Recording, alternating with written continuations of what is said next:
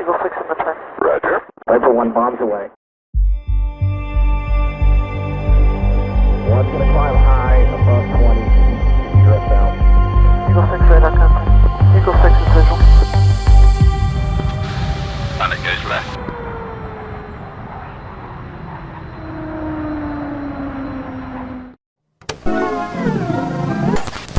Well, hello and welcome back to the DCS SITREP, where we discuss all things news and information about DCS World, the world's premier combat flight simulator. I'm your host, Prickly Hedgehog. Let's tuck into last week's newsletter, which went into the weeds a little bit regarding radar development.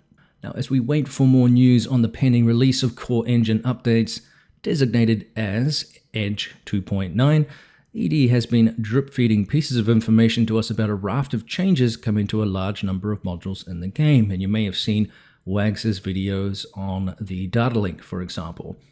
Now, a while back they mentioned improvements to the Hornet and the Viper's radars and the acquisition technology that's used in the game, and they produced a white paper on the subject matter. It's pretty cool stuff. The team described advances in how they calculate detection ranges based on pulse repetition frequency, or PRF, average transmitted power, receiver noise figure, antenna area, and signal-to-noise ratio, or SNR. For Phase 2 of the radar model update, ED will be accounting for the following things, starting with fluctuation of target radar cross-section. So real targets have complex shapes, and their linear sizes are often larger than radar wavelength. This means that radar returns from different parts of the airframe may add or cancel each other depending on the relative phase, causing the RCS to fluctuate. ED's approach is that they believe RCS is approximately constant during dwell, but randomly changes from dwell to dwell according to exponential distribution. This approach is known as the swirling case 1 model. And there are actually 5 models that Swirling developed. I believe it might be 6. Anyway, this results in non-constant detection range and target detection probability. Now, I mentioned Swirling if you're wondering who he was.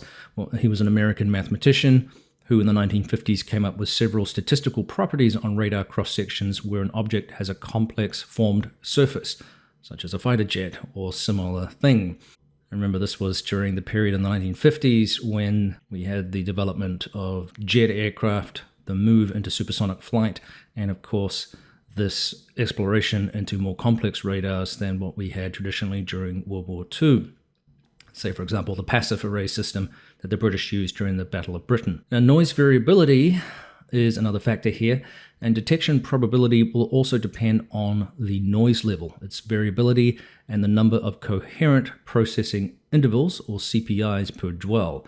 Because the noise level continuously changes, the target may or may not be detected in a particular CPI. For example, there are 3 CPIs per dwell in high pulse repetition frequency range, while scan mode and for successful ranging, the target should be detected in all 3 CPIs. Obviously, the probability of detection in all 3 CPIs is lower than the probability of detection in 1 of the 3 CPIs or in 3 of 8 CPIs, like in medium pulse repetition frequency mode. In high pulse repetition frequency velocity search mode, post-detection integration replaces frequency modulation ranging, and that mode signals from 3 CPIs are summed to make noise fluctuations smaller and thus minimize the probability of false alarms. This allows lower threshold sensitivity and increased detection range without increasing false alarm probability. It's pretty complex stuff. Now, if you're wondering what all this means and why it's important, I'll try and give you my plain man's guide, but in real simple terms, the radar is looking for let's say a Doppler return on a given object depending on the mode of the radar.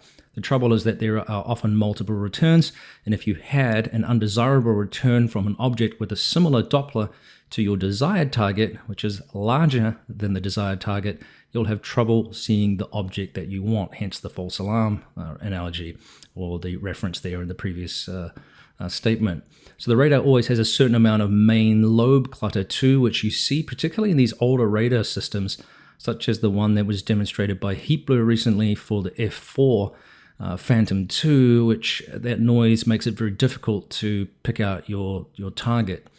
So this is able to be uncovered by modern radar systems, but ultimately it's still compounded when the radar is looking down and there is ground clutter, which provides a lot of extra noise. That looking down is still a big problem for even modern radars where there is ground clutter and you have a fast-moving object moving in particular directions. They can be masked by these other things. So sometimes your radar, even with a good one, may not pick up your particular target.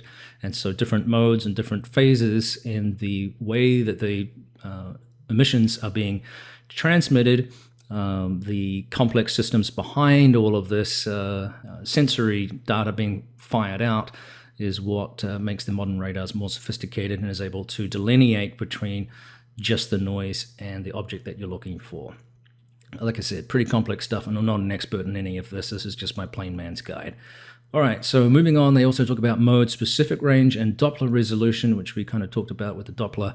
So closely spaced targets may not be resolved individually, and they may be displayed as a single target. This is a very common problem, especially at long ranges. So return energy of such targets may fall into a single Doppler range bin and result in detection at longer ranges.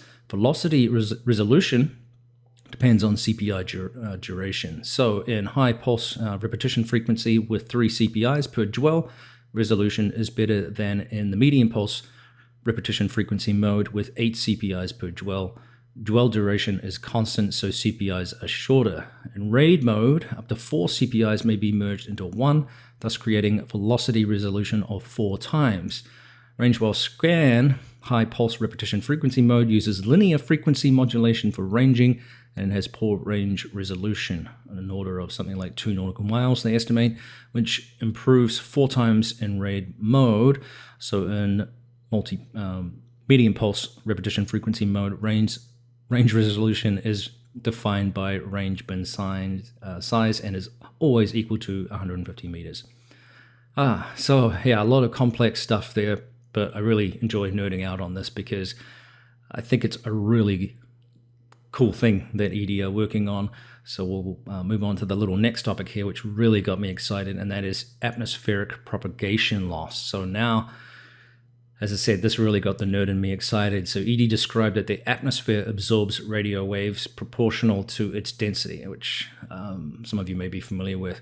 So at higher altitudes, you get longer detection ranges because there's less dense air than at low altitudes. Now, they don't provide much more detail surrounding that particular portion of the discussion here, and there wasn't a second white paper on this, but I wonder if the calculations being developed here will factor atmospheric influences such as moisture or precipitation and even dust. For that to occur, other game developments on the core engine will likely need to be added. So in summary, what the Phase 2 changes provide here is a more realistic simulation of radar detection probabilities that have much more variable detection ranges, low quality, spurious detections, more accurate RCS effects, and modeling of radar modes. This is what ED is telling us here. For Phase 3, they're going to focus on false targets, look-down performance, which I mentioned before, which is problematic for radars, and improved modeling of single target track modes. Again, remember that this is only for the Viper and the F-18. There's no reference here to any other radars in the game at this time. Some of you may have noticed the radar for the Apache being showcased by WAGS a couple of weeks ago. No more mention of that either. So I imagine that the work being done will have parallels to other aircraft that ED is working on. And I don't know if that data will be shared with third parties. We've seen some really cool stuff with NOTSO and the terrain following radar with the F-15E. That is something of a work of art, the radar system in that aircraft. So I'm very interested in what ED is simulating here, because I don't know any other game right now, certainly any other civilian product that goes into this much potential accuracy and detail on radar systems. It's all theoretical, of course. Remember that this is You know, you don't just go out to Raytheon and say, "Hey, can I get all your data on this particular radar, and can we can we use it, please?" This just is not a thing, and the secrecy surrounding electronic warfare systems and radars are closely guarded and potentially actually matters of national security. So again, it's an interesting delve into some pretty cool math, basically, in physics, which I'm looking forward to seeing manifest itself in the game. So the takeaway is basically, in simple terms, this won't actually make your radar better. If you're looking for more realistic radar performance, it's actually going to make it slightly worse than probably what it currently is, which again is actually more realistic because of the factors that we talked about before. So whoops, I just heard some more War Thunder players eject the game.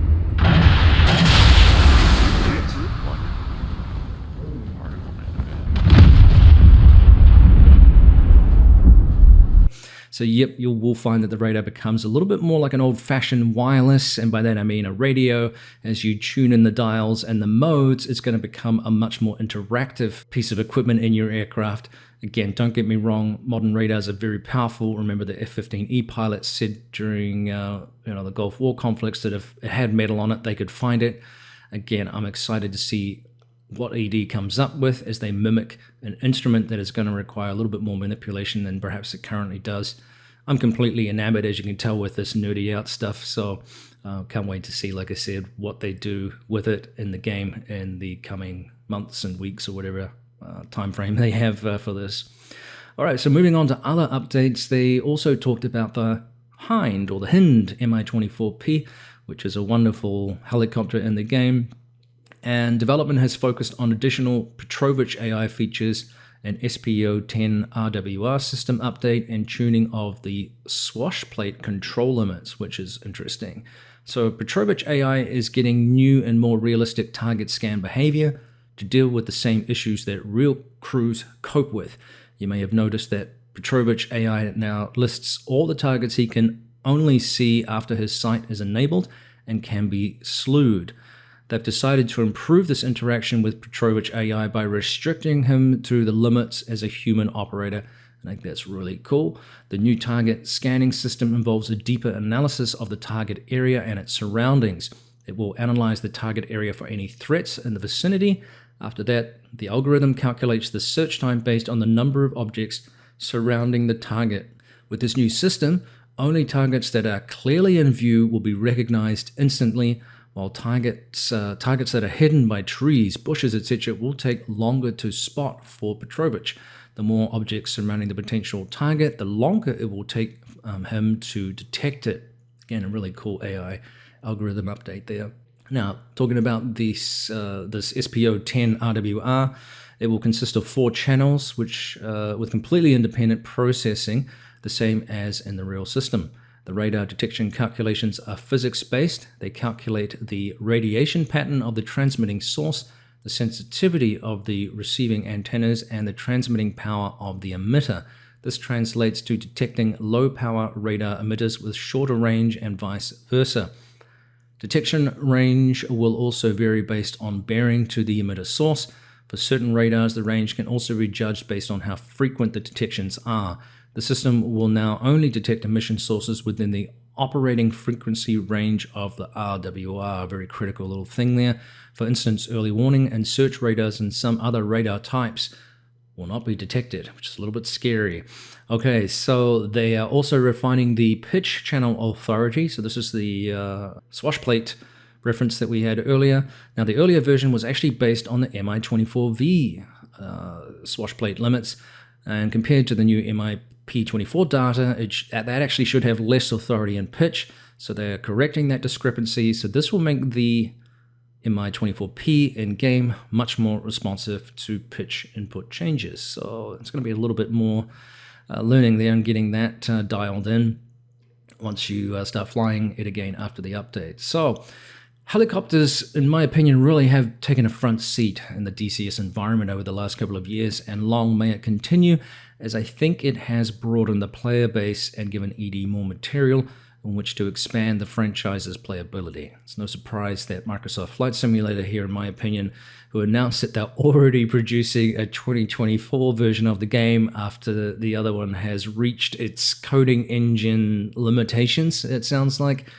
And they showcased a large number of helicopters in an update a little while back advertising the new game. So it appears that there's a lot of players who got bored with Microsoft Flight Simulator and ferrying from one place to another, or A to B.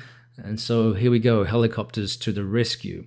Now, ED rather smartly have thrown their hat in the game with, as I said, a large number of helicopters. The crown jewel of the simulation of helicopters in a simulator right now is the Apache, in my opinion, which I'm sure was a great seller for the team. It's been a fine demonstration of the developer's ability to produce one of the world's most potent attack helicopters with a proven track record in combat, and in a fashion which generally, I think, thrilled the community with its release. It was really well done.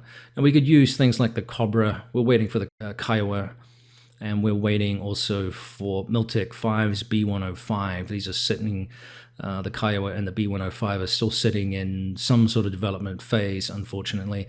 This would flesh out our arsenal. Of course, I'm intrigued to see what the team does with the Chinook, ED that is, where once again a niche in combat aviation can be filled that doesn't involve dropping bombs or air-to-air combat. And that's one of the strengths that I think ED has started to expand a lot more into. Well, we're seeing it with the C-130, for example, as well, where there is a niche now, which is no longer just a narrow niche. It's actually kind of it's not so much a niche as an actual thing where players are looking for equally exciting things to do in the game and that don't involve, like I said, dropping bombs. And I think there are really a large number of equally exciting helicopters out there too, which could be launched from, say, naval carriers and other forms of operation for land warfare or logistical supply or other support roles. So wait and see what the future holds. I think it's bright if ED continues to delve into that helicopter role there. And then once again, I think that drags in players that perhaps are dissatisfied with, like I said, the simple roles that are available in Microsoft Flight Simulator. And remember that too, that Microsoft Flight Simulator doesn't even support multi-crew and things like that. You can't open the doors in the aircraft. There's all sorts of things that it's limited to. And ED does some of those things very, very well. So keeping in theme, you may have seen, as I mentioned before, Wags' video this weekend, which showcased further updates to the Apache's data link system. In this case, the ability to share information through the messaging system. I'll post a link in the video below if you haven't seen that functionality just yet. All of this is very difficult to recreate, and Wags has reminded us almost every video of some of their contractual arrangements, and I guess this means military contracts, which means that the terminology used may vary from the real aircraft represented, and of course may be subject to change. And lastly, the team in the newsletter here plugged Bogey Dope. Many of you will be familiar with him, who has produced some excellent F-16 related videos. He is a retired crew chief and all-around good guy who has produced a lot of tutorials pertaining to the Viper. And I know this is a challenging thing to do, especially for a guy with a busy schedule like he has. So check out his channel for digestible tutorials on the F-16, which are thoroughly well done. People continue to ask me about third-party developer updates, and once again, you probably saw some awesome shots of the pending release of the Mirage F1BE at the beginning of the video, courtesy of Argus and Ismail Jorda once again. That's going to be a welcome addition to the Mirage stable of aircraft, but as for news on other developers, well, it's been suspiciously quiet out there, and I suspect it could be a lot to do with Edge 2.9. As you know, developers are tasked with keeping their modules up to muster with changes from patches and updates in the game. It's likely then, if 2.9 is released soon, as ED is saying, that could be what is keeping third-party developers really, really busy, not least of which is Heapler, as they run up the module for a possible release and also ensure it's working in that 2.9 environment. That's my guess. Let me know what you think of any of this in the comments section below. Once again, thanks for all the recent support on the channel and the subscriptions. It helps the channel chug along. Those likes and those comments, the interaction. Being a subscriber will also put you in the draw for upcoming prizes, so stay tuned and keep subscribing. That'll do for this week. Thanks for tuning in to the SITREP. We'll see you next time. This is Prickly Hedgehog out.